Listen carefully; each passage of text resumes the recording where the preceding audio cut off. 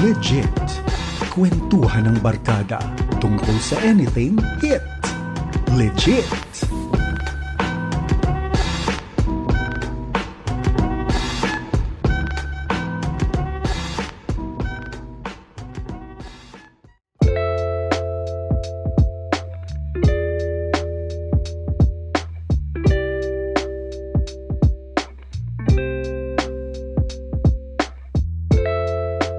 Hello kaagapay! Kamusta ka?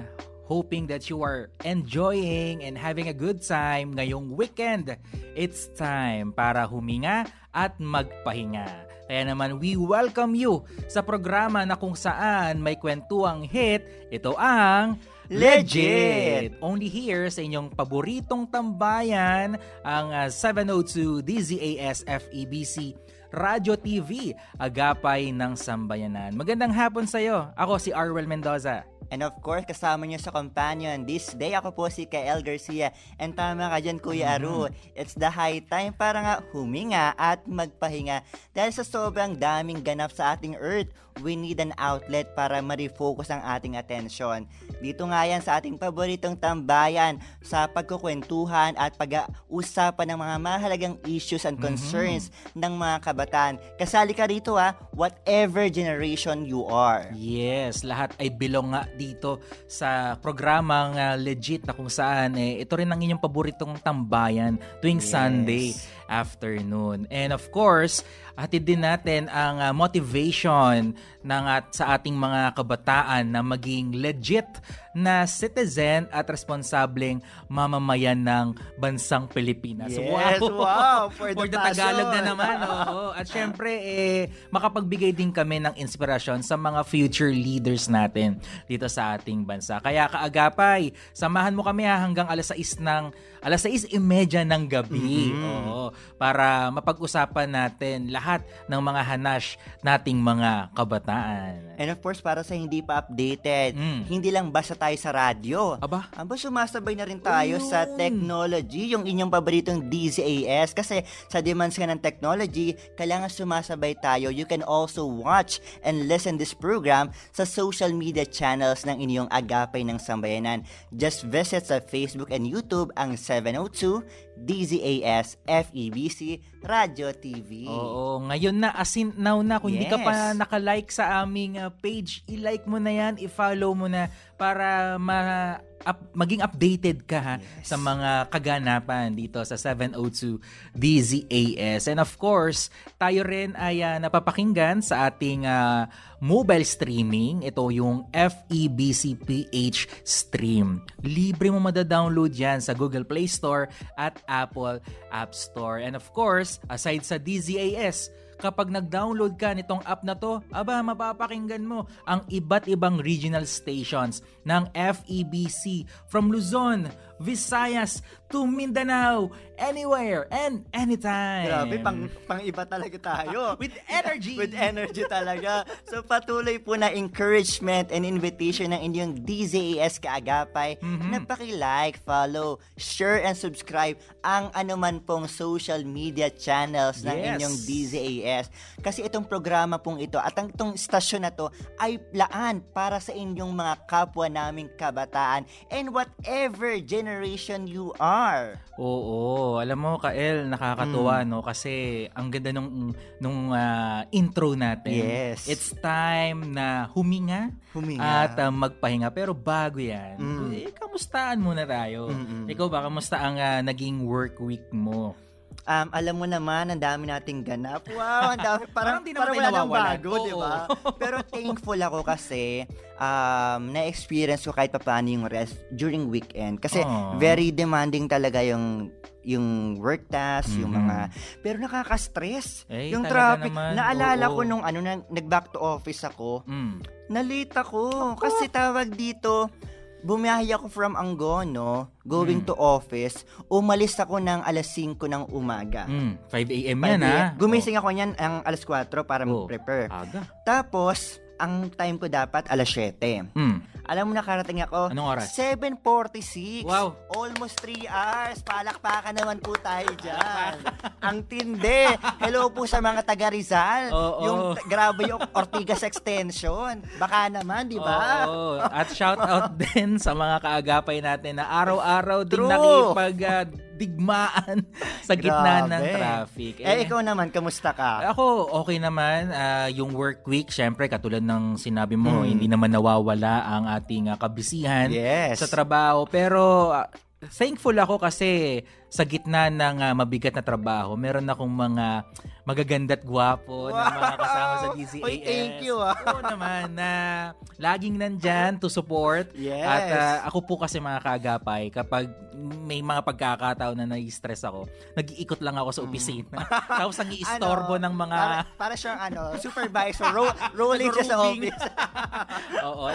Yung kasi yung outlet ko. Totoo yan. Nakapagtanggal kahit papano ng stress. Correct. Minsan, nagkakaayayan din na magkape. Kape, yan. Kaya dito sa Legit, lagi niyo po napapansin, meron cheers po kaming... nga tayo yan. Yan, cheers. Meron kaming laging tasa ng kape dito para talaga namang chillax, relax lang tayo dito sa Legit. Dahil nga ngayong araw, usapang pahinga, paghinga. Oo, dahil goal natin ngayon, yun nga, mapag-usapan ng iba't ibang concerns. And ito, exciting ang ating topic ngayon. Pero dahil nga nakamusta na kita, meron akong, kumbaga, kayong mga kaagapay din, medyo napapaisip din kayo, no? Merong isang tanong, or ito, laging naririnig natin to, kamusta ka? Kamusta ka? Diba? Parang, ikaw ba, kaagapay, ano ang feeling mo kapag nakakarinig ka or there's someone who is asking you, kamusta ka?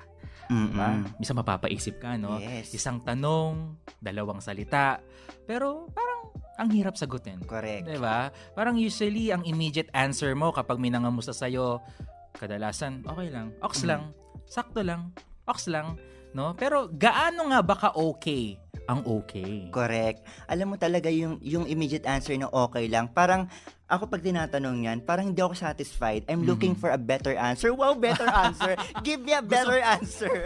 Kasi alam ko, deep inside, there is something in you. Diba? So, totoo yan, napakahirap na sagutin, and sometimes, yung pagsagot sa mga ganitong tanong, we sugarcoat the answer. And para sa kaalaman din ng ating mga kaagapay, according nga sa National Center for Mental Health, na lalo na yung mga kabataan, ito'y nakakaranas ng iba't ibang klaseng mga mental health condition. At alam nyo ba, noong 2019, according to NCMH, yung National Center for Mental Health, nakapagtala sila ng 712 na suicide-related and 2,413 na mental health-related calls, at nakapagtala ng 2,810 na actual suicides. Nakakalungkot. At maliban nga dyan, Kael, noong 2021, ito recently lang, halos dumoble ang bilang ng mga natanggap nitong mental health related calls, dahil from 5,167 lumobo pa ng 9,730. So ayon pa sa NCMH, mas tumindi pa po ang mga mental health concerns dahil sa dulot ng COVID-19 pandemic. Grabe. Nakakalungkot. Ang bigat. Yes. Pero that's a sad reality na hanggang ngayon ay nararanasan, at marami pa rin ang merong ganitong kinakaharap na mental health concern.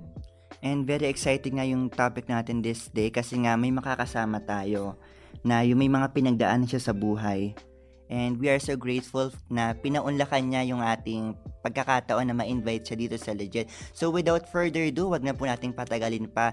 Malalaman po natin ang kanyang journey. Makakasama po natin ng isang 21-year-old student na kumukuha ng sports science degree. At alam mo ba, mahilig din siya sumayaw. So papasampulin natin to later. Sabi niya mahilig ko siya sumayaw. Parang di tayo naniniwala. Kailangan na sample. To see is to believe, diba? So, lalo na ng mga contemporary dance. Dahil sa kanyang hilig sa pagsayaw, nakatulong to sa kanya, sa kanyang mental health. Ayun. At tulad mo rin siya, tulad ko, tulad mo, at tulad mo rin na nakakaranas ng iba't ibang life's challenges. hindi man naging madali sa kanyang journey, she knew na hindi siya mag-isa, pero there is someone na alam ang kanyang pinagdaraanan at kaya siyang tulungan. And with that, let us all welcome Roniet Dayaw! Hello, Toyet! Hi, Toyet! Hello po! Welcome to the program! Oo, bati ka naman sa ating mga Shout kaagapay. Hello po! Good afternoon. I hope you're safe and sana you're doing well and you're breathing well today.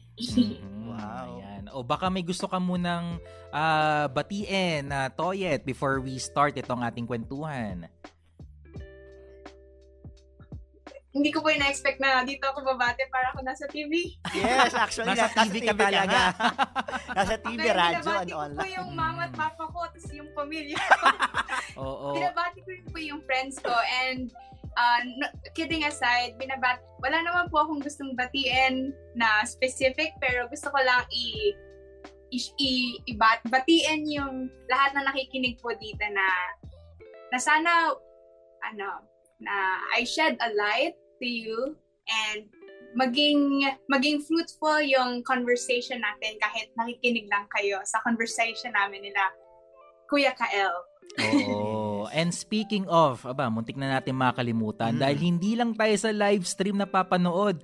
Tayo rin ay napapanood na sa GCTV 185 via Signal Cable. So, hello din po sa mga nanonood na.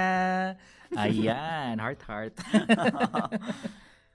Ayan, alam niyo ba mga kaagapay, we are so excited kasi nga etong topic natin is very relevant. Yes. Napaka mainit na usapin at syempre ang magbabahagi sa atin yung isa sa mga nakaranas ng kanyang mga mental health journey during this pandemic. At alam mo ba, sobrang grateful ako kasi yung mga sineshare niya sa social media, parang wala siyang pinagdaraanan. Oo, grabe yung inspiration na ibinibigay. So, Toyet, before anything else, pwede mo ba sa amin i-share ano ba yung napagdaanan mo na specific na nakaapekto sa iyong mental health? Thank you po for that wonderful question. Wow.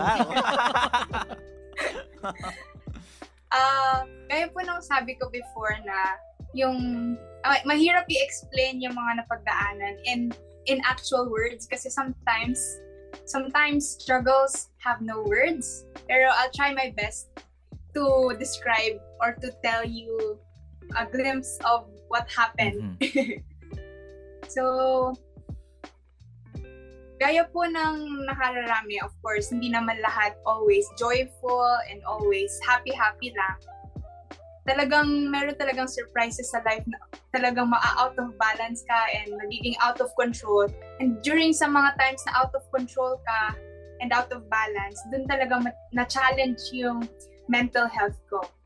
And yung isang reason po kung bakit ako na-out of balance or na-out of control is because of trigger warning po sa mga nakikinig, kundi dahil sa body image issues. So dahil nga po sa intro kanina, I am a dancer and I grew up dancing sa pre-professional level because I studied in an art school. So dahil po doon, parang most of my high school talagang nagsasayaw kami more than nag-aaral. So ganong level. So ibig sabihin po, parang most of my high school, 4 years yon. 4 years kong naramdaman na feeling ko there's something lacking in me, especially in my body kasi I'm dancing in the genre of ballet and ballet is very strict in body image. I am the type of person na hindi naman naturally thin. I am a bit muscular. So, lagi akong outlier na sinasabi na siguro kapag nagpapayat ako, siguro mas okay, mas maraming opportunity. And from then on, growing up na, dahil part of formative years pa rin po yung high school kasi bata-bata pa yan. Na-instill po sa akin na, okay, my confidence pala should be in my body. So, kung nasa body lang pala yung confidence ko, the more thin I am, the more confident I will be. So, yun yung na-instill po yun po yung nakuha ko from that situation. Dahil hindi ko na po kaya na ganon. Kasi parang dumating po sa point na naging thin nga ako. And tunay nga, dumating yung mga opportunities na hinahanap ko before. Pero at a part of me, parang iniisip ko na it shouldn't be this way. Na hindi naman porket payat ako, dun lang darating opportunities. So, ibig sabihin ba yung before na body ko, hindi ako worthy? So, yun po yung parang naging major part of what affected me. Pero siguro dahil nagpatong-patong na rin with pressures from school, pressures I put in myself, pressures from other people, doon po ako nag-breakdown na. Parang nag-pile up na lahat, and then eventually, dahil akala ko kaya ko, dahil nire-repress ko nga yung emotion and I don't know how to handle it kasi it's foreign to me. Kasi syempre, high school, so I don't know how to deal with such big emotions na minsan feeling ko parang gusto ko na lang i-repress kasi I don't know how to deal with it Yes. And the only thing I know that time is to walk away from the situation. Kasi po, ang kwento niyan, yung may kapatid, may sisters po kasi ako, 4 kami. Tapos nakita ko yung sister ko, yung bunso po ako, so yung kasunod ko, nakita ko na sobrang chill niya. Tapos sabi ko, parang wala naman tong problema. Tapos ako, grade 10 ako, tapos mas bata ako sa kanya, pero parang ang bigat-bigat na ng dinadala ko. Tapos sabi ko, gusto ko maging katulad niya, na walang problema. So ang ginawa ko po, after graduating from junior high, lumipat po ako sa academic school, kasi nasa academic school siya eh. So iniisip ko, siguro kapag lumipat ako, pumunta ako sa environment, kung nasaan siya, siguro magiging okay ako. Kasi, bata ako, I don't know how to handle such big emotions. So the only thing I know is to walk away from that and to enter into an environment na alam kong makakabuti sa akin. Kasi nakikita ko sa iba ganun eh. Pero plot twist, pagpunta ko po na academic school, doon hindi ko pala matatakasan yung stress, hindi ko pala matatakasan yung problem ko internally. Kasi gaya nga nasabi ko, internal siya. And hindi ko siya malalagpasan until I face it. So, yung paglipat ko po sa academic school, dun po parang I have no other choice but to sit in with myself and to check in with myself. Kasi dun po nagsimula siguro kung hindi ako lumipat, siguro nagsasayaw na rin ako gaya nila. Siguro yung mga gusto kong gawin, kasi nagagawa na po nung older batchmates ko eh. Siguro kung di ako umalis ng school na yun, magagawa ko na yung mga ginawa nila. So naka-add po yun sa on top of the pile of what I'm thinking. Yeah. And then from then on po, kasi achiever ako in school. So, nung simula ng paglipat ko, parang naging okay na po sa akin na malate ako sa school, which is not very wrong yet before. Tapos, okay na po sa akin na basta-basta na yung pinapasa ko sa school, which is so unlikely of me. And that's when I know na, there's something wrong. Kasi I'm not like that. Pero kahit hindi ako yun yung gusto kong gawin. Yun yung kaya kong gawin, pero hindi ko rin siya gustong gawin. Kumbaga, parang yun po yung nagiging coping mechanism ko for the big emotions that I am facing. And sometimes po, I try to reach out, I try to Google, where can I ask help? Pero, kasi yung mga times po na yun, it's so big, it's such a big emotion that I don't have words to explain it. So, iniisip ko, if ever I go to a professional, anong sasabihin ko? Will they ever understand me? So, ang naisip ko na lang nun, sarilihin ko siya. And then, dahil sinasarili ko siya, so bottled up na yung emotions, na-vent out ko po yung frustration ko sa family ko. Tapos dahil after ko ma-vent out, magigilty ako. So yung guilty na yun, madadagdag ulit dun sa pile of what I'm thinking. So parang po ba siyang never-ending pile na parang, I only have 2 hands, pero bakit padagdag ng padagdag? And then, simula po nun, parang everyday po, parang gusto ko lang sa kwarto, ayoko makihalubilo sa ibang tao. Kasi I feel like they're judging me, and I feel like eyes are looking at me, and every time I eat, laging tinitingnan ako, and feel ko laging sinasabi, bakit ka kumakain ng ganyan? Dapat sobrang konti ng kinakain mo. Yun po yung nasa isip ko that time. And so sabi ko, gusto ko lang mag-isa and I don't want to face people. Until eventually po, nung grade 11 na ako, parang may nagbigay po sa akin na classmate ko. Nung Christmas party po kasi, di ba, manita, ganon. So sabi ko, dun sa wishlist ko, I just want something inspirational. Gusto ko lang po ng inspirational kasi yun nga yung mindset ko nasa down moments ako. So I want to be inspired again. I want to be motivated again kasi I know na I'm in a down situation. So I want to be lifted up again. And then yung classmate ko po na yun, binigyan niya ako ng book, ng devotional book. So every day po, it's 365 days with the Lord. And from then on po, araw-araw ko yun binabasa. And then,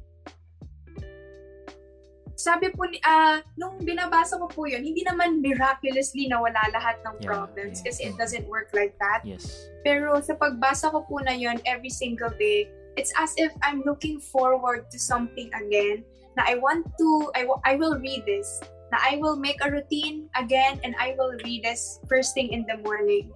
And gulat ko po na most days of reading that book, laging sakto sa kung anong kailangan ko na parang, talaga bang nakikinig si Lord?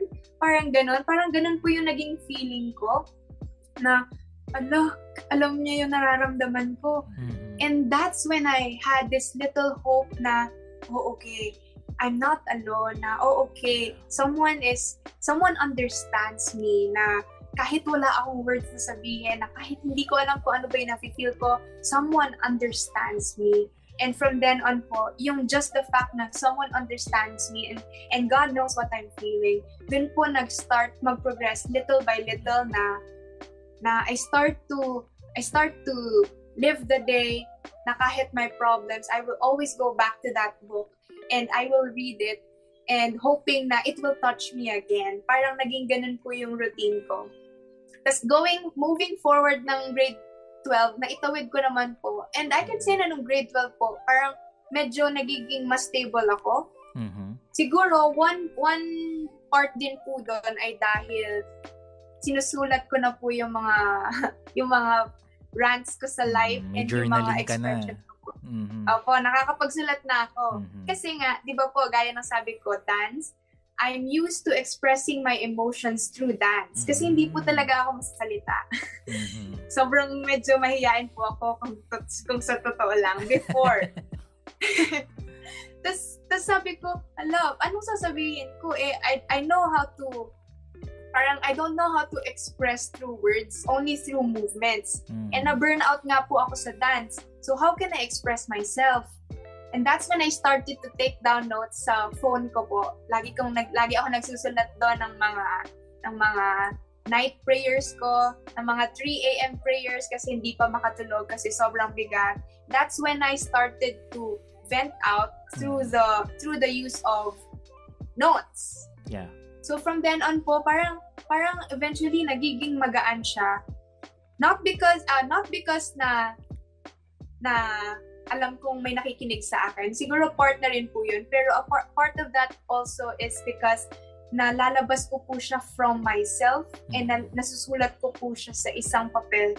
So I can get to take a look of it na parang it's not just me. I can buhos it. Parang gano'n. So, ayan po. Yun po ang istorya na continuing pa rin hanggang ngayon. Alam mo, Toyet, habang nakikinig kami ni Kael, ang dami rin naming nakukuha, dami naming mga realizations sa buhay. Totoo. And isa nga yung sinabi mo na hindi tayo mag-isa. Hindi tayo nag-iisa sa journey na tinatahak natin. And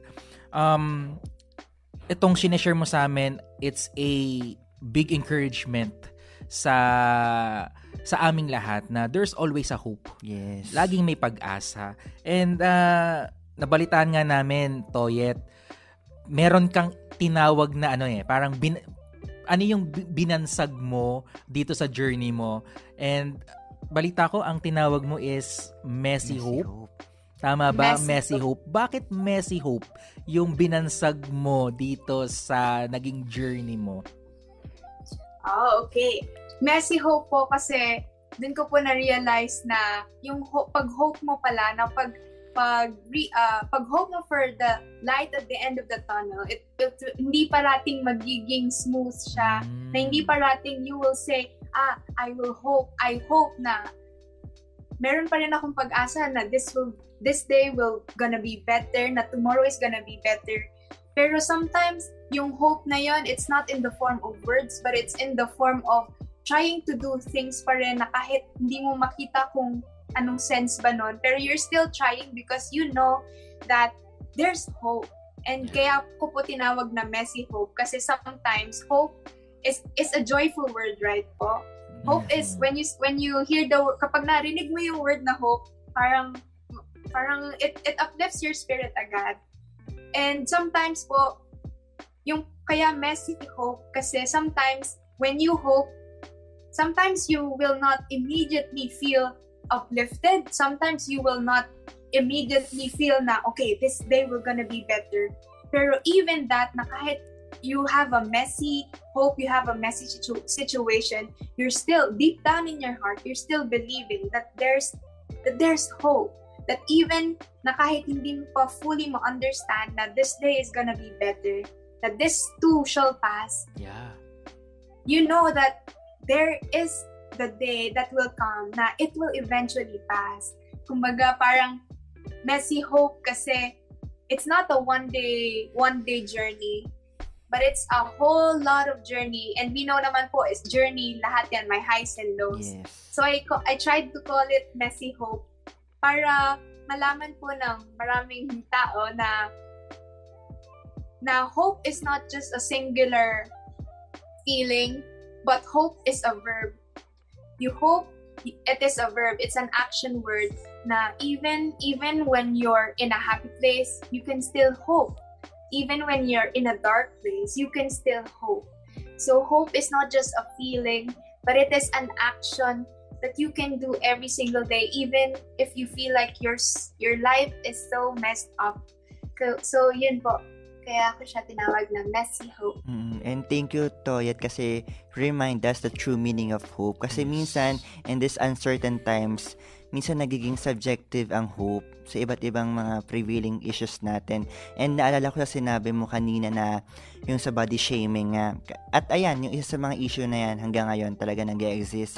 And nangyayari tong body shaming, of course, pag may comparison sa ibang tao, kapag kino-confirm natin kung ano yung nasa society, yung norms ng society.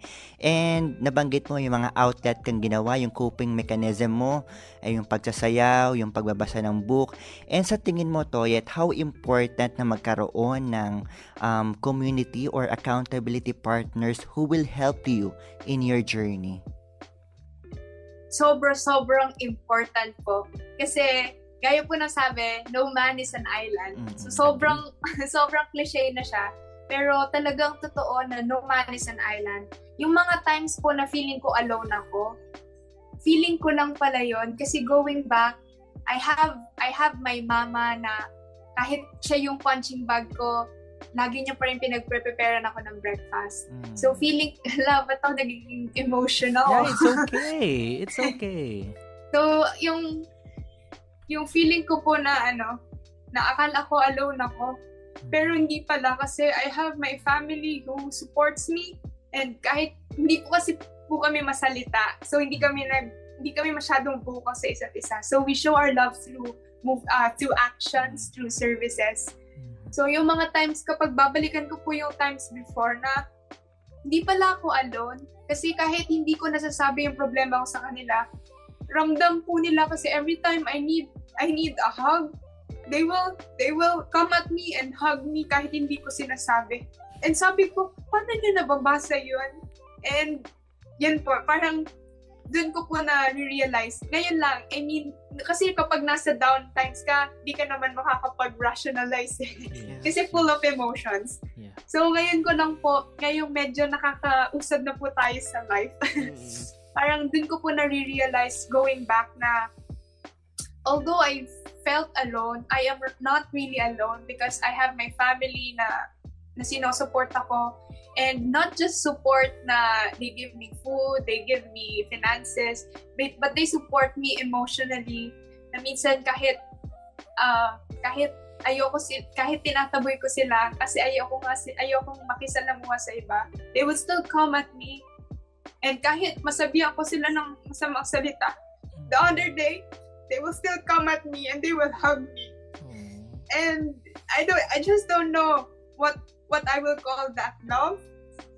Kasi yung kaya sa mga nakikinig na sometimes when you feel alone, sometimes you just feel it. Sometimes you just have to feel it. But don't close yourself to that feeling kasi sometimes our feelings do not dictate what's really happening outside. So dati I felt alone, but looking back na ngayon ko siya tinitingnan, I am not really alone pala because I have my family. And I also made friends sa school nung time na yon na hanggang ngayon friends ko pa rin sila. So ayun po. Yeah, alam mo, hindi man nila nakikita pero yung heart ko. Grabe yung namumove talaga ako. True. Namumove ako sa mga sinasabi ni Toyet kasi hindi lang naman siya ang nakaranas ng ganitong journey. Yes. Marami sa mga kakilala natin, sa mga friends natin, having that kind of journey. And dito sa sinishare sa atin ni Toyet, totoo yun eh. Talagang merong mga tao sa paligid natin na hindi tayo sinusukuan. Yes. Sa gitna ng mga struggles natin. Kaya ikaw kaagapay, if you know someone or if you have friends na alam mo na sa gitna ng struggle mo mentally, emotionally, ay hindi ka sinukuan, ngayon pa lang i-chat mo na sila, pasalamatan mo sila. Kasi ako, I've experienced that eh. Yeah. Meron akong may mga ilan akong kakilala na during my lows, yung mga pagkakataon na sobrang down ako, there are people talaga na yun nga eh, nakaka-relate ako kay Toyet eh, na minsan tinataboy ko sila pero hindi sila sumusuko, hindi nagiging hadlang yon para ipakita nila yung support na meron sila. So grabe, sobrang na-appreciate ko yung mga sinasabi sa atin ni Toyet, and na-appreciate ko rin yung mga tao na hindi talaga sumusuko. Yes. Napakalaga nun, di ba, Kael? Correct. Na meron kang support group na ready silang makinig. Mm-hmm. Minsan, yung presence lang nila, sapat na yun eh. Di ba? May mga pagkakataon, gusto nating may nakakasama. Hindi dahil we seek advice, but gusto lang natin na may nakakapakinig sa atin. Correct. Diba? And thank you, Toyet, kasi ang ganda ng encouragement mo. Yeah. And hopefully sa ating mga kaagapay na you are not alone in this battle. Yes. And don't battle off everything sa sarili mo. Mm-hmm. There is someone na handang makinig sa'yo. May tengang handang makinig sa'yo. May balikat na handa kang pwede mong sandalan. Huwag mo ipagkait o yung pagkakataon na ibigay sa kanila para i-comfort kanila. Kasi at the end of this day, sabi nga ni Toyet, cliche man, no man is an island. Yes. And siguro dagdagan ko na lang, Kael. Yes. Lahat ng emotions natin, they're all valid. Yes. Huwag mong isipin na kapag nalulungkot ka, ay hindi, baka di nila ako pakinggan, baka isipin nila drama lang yan. Drama lang, arte lang. No. Mm-hmm. All our emotions, itong emotions natin, they're all valid. Minsan kailangan lang din natin ng taong makikinig sa atin. Mm-hmm. And ikaw kaagapay, if you feel na parang yung emotions mo or yung nararamdaman mo, you feel na you are invalidated, no.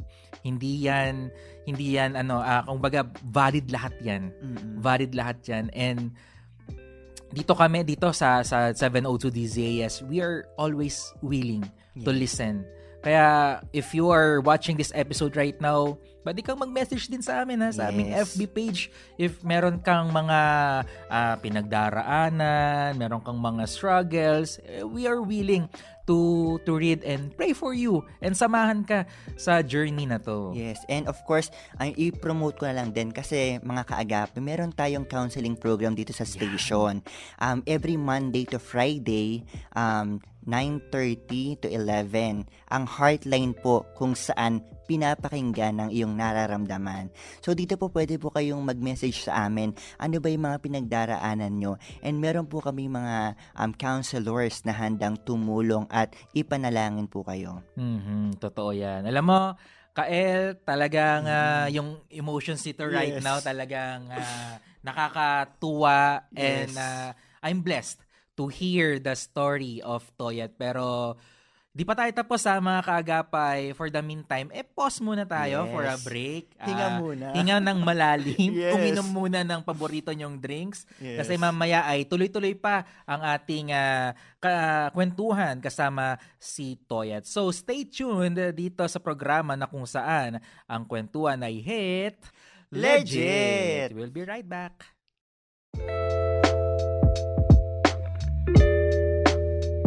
And you are still tuning in dito sa iyong paboritong himpilang 702 DZAS FEBC Radio TV, Agapay ng Sambayanan. Tayo po ay member ng KBP.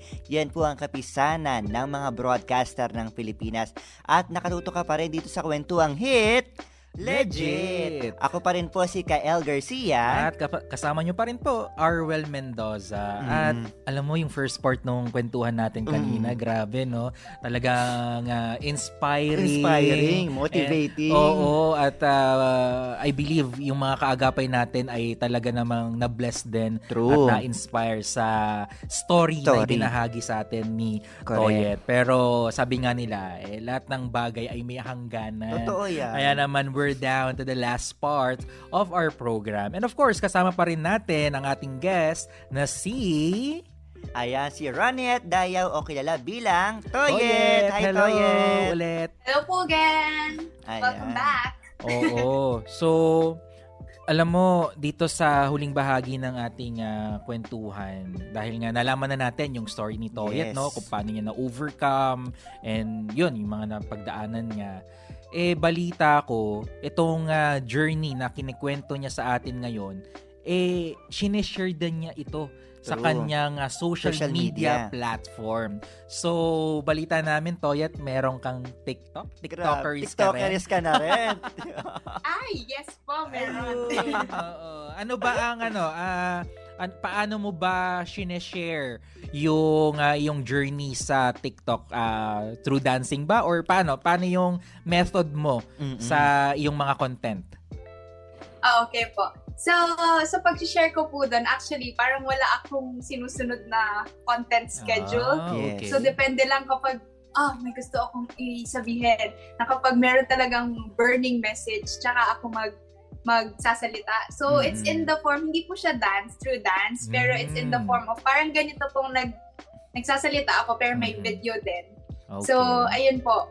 Actually po, nagsimula yun, hindi ko po talaga ina-expect na, hindi ko po goal na mag-share po ng goodness ni Lord sa TikTok. Ang gusto ko lang po initially doon, kasi sabi ko, parang marami nag-chat sa akin na parang na-inspire daw sila na maging grateful din, na nagsusulat sila ng gratitude list dahil daw parang ungrateful ko daw sa buhay kahit mahirap, parang ganoon po. And then eventually sabi ko, why not? I try ko lang sa TikTok, maggawa ako ng videos na sinishare ko yung things I'm grateful for today. Ganun po yung tono. So after mga ilang ganun po, siguro mga 10 or 15, mga ganun Tapos dun po ako nag-start maging vulnerable na sinabi ko sa video na yon na parang ginagamit ko na lang si Lord para makuha yung gusto ko, kundi dahil hindi para mahalin siya, kundi para lang makuha yung gusto ko. And dun sa part po na yun na video na yun, na parang naging honest ako, marami po nakarelate. Tapos eventually, from that video until now, naging yung focus na po ng videos ko ay about God's goodness and everything about Him po. About His love, about wisdom na alam kong hindi lang sa akin nang gagaling. Ayun po. Totoo yan, Toyet. Talagang sa ating journey, ang talaga namang kahit kailan hindi nang iwan sa atin, ay yun yung Panginoon. And kami ay natutuwa dahil you acknowledge yung goodness ng Panginoon na without Him, ikaw, ako, tayong lahat, hindi natin ma-overcome ano man yung naging struggle natin sa ating mental health or emotions. So, eto, singit ko na lang din na tanong to kay Toyet. Napanood ko nga yung ilang mga contents and talagang minimension mo yung ating Panginoon and some stories sa Bible. Pero ito, very briefly, gusto kong malaman, anong story sa Bible yung talagang nung nabasa mo yung story na yon, nagbigay sa'yo ng impact at mas nakamotivate sa'yo na mag-press on, magpatuloy sa iyong ginagawa ngayon? Ay, na-excite po ako. Yun po yung story sa 2 Chronicles, if I'm not mistaken, chapter 20. So it's about Jehoshaphat and may kakalabanin po silang 3 parang armies, parang ganun, 3 armies. Tapos yung group ni Jehoshaphat, mag-isa lang sila. So 1 versus 3 armies. Tapos, syempre po, from that ratio pa lang, 1 versus 3, talagang magbaback out ka na kasi syempre, sure win yung tatlo. Tapos ikaw mag-isa lang. So, talo na agad.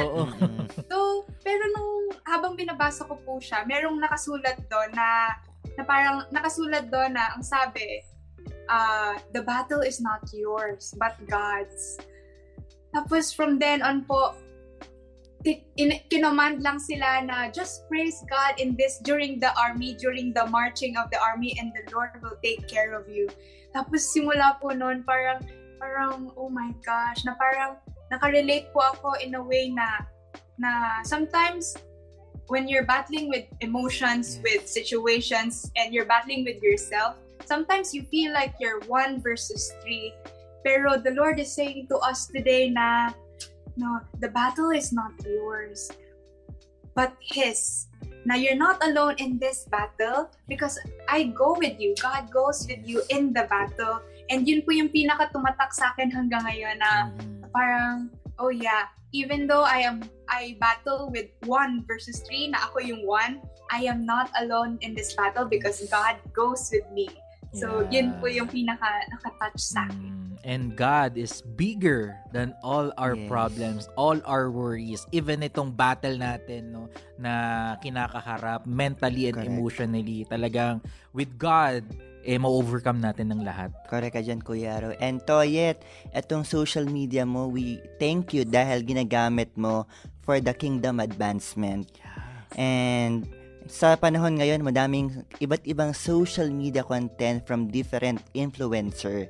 And isa ka sa nagbibigay ng shed ng light sa mga taong nangangailangan ng higit na hope na ginagamit ka ni Lord to give hope and aspiration na magpatuloy sa buhay.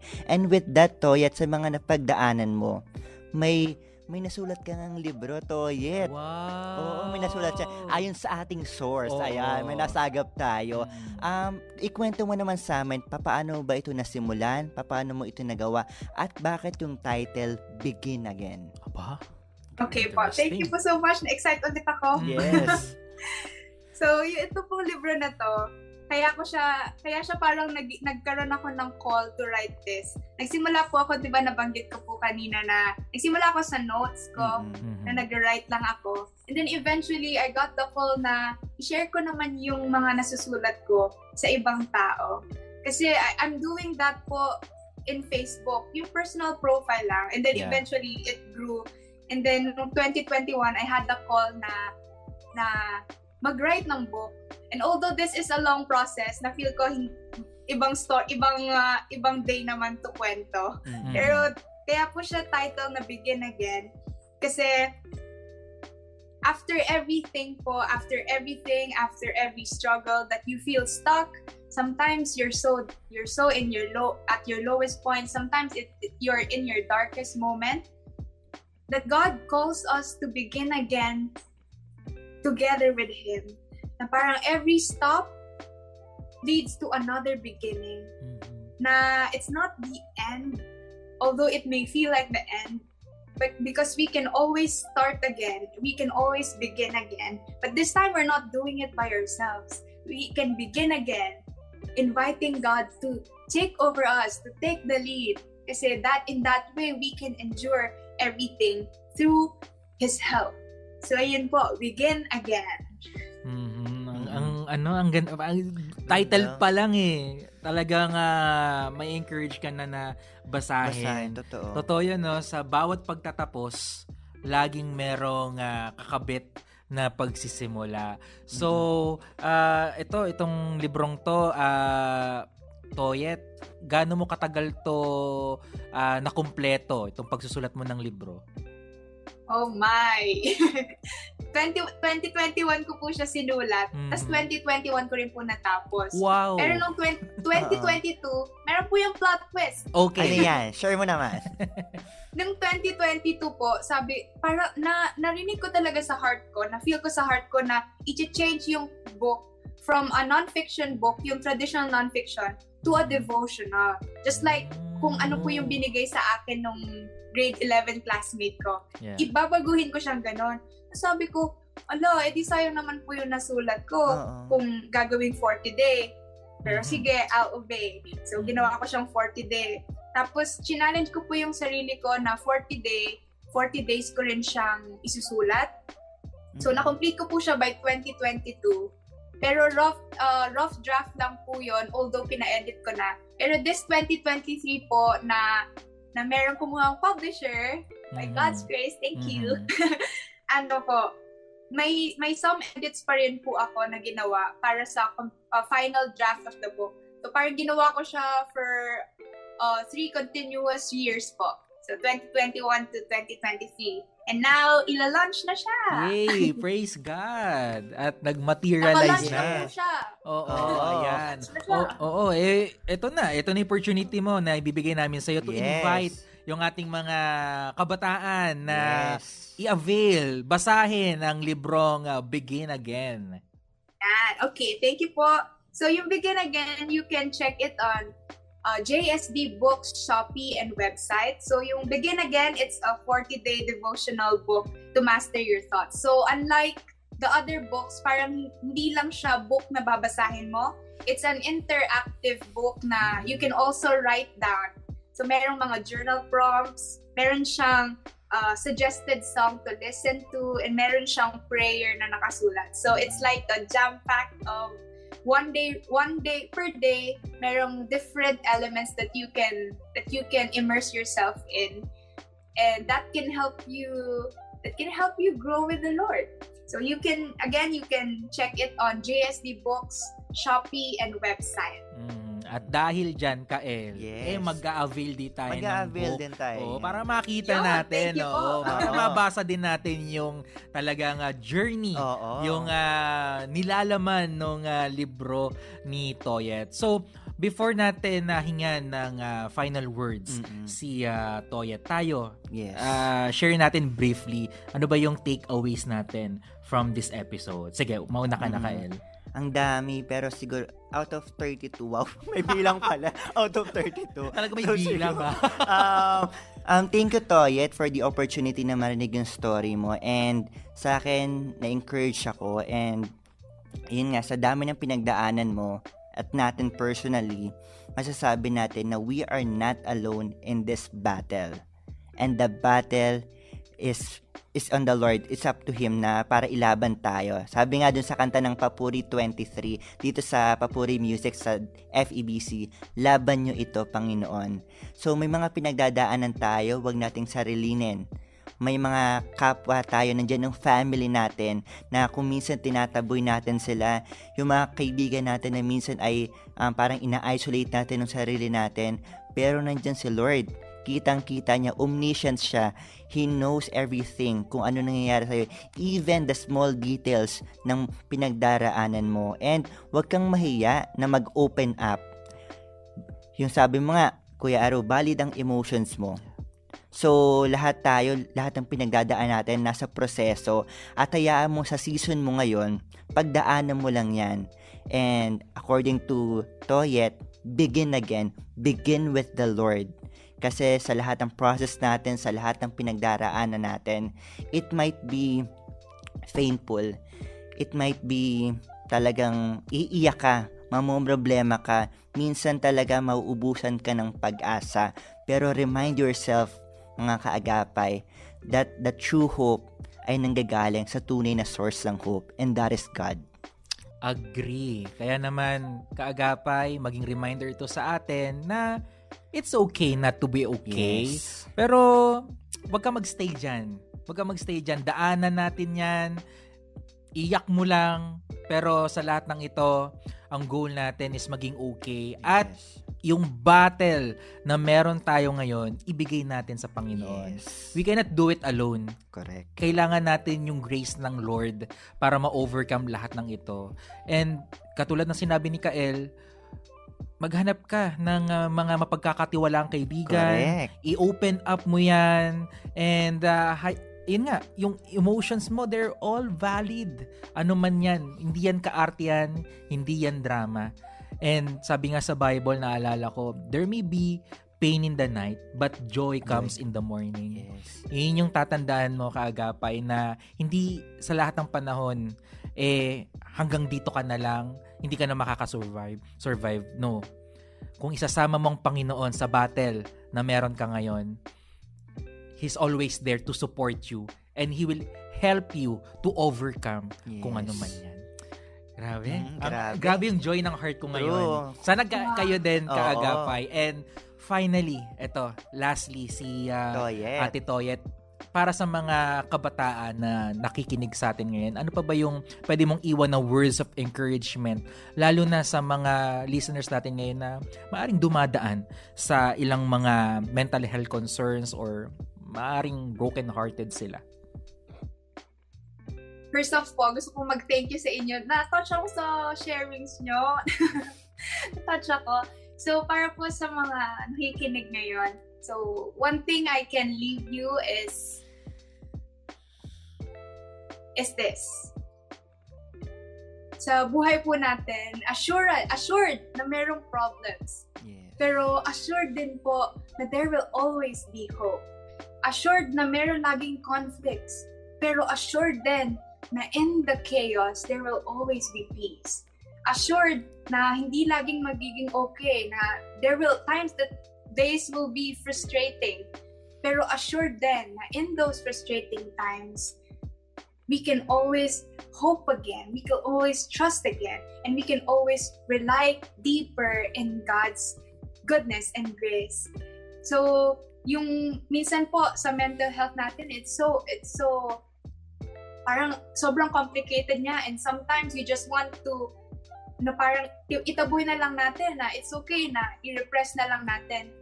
But sometimes po the fear we have of opening up to someone is because we're afraid na if we be vulnerable, maybe because wala nang magbe-build up sa atin again, if we break down, na baka completely ma-tear tayo into pieces.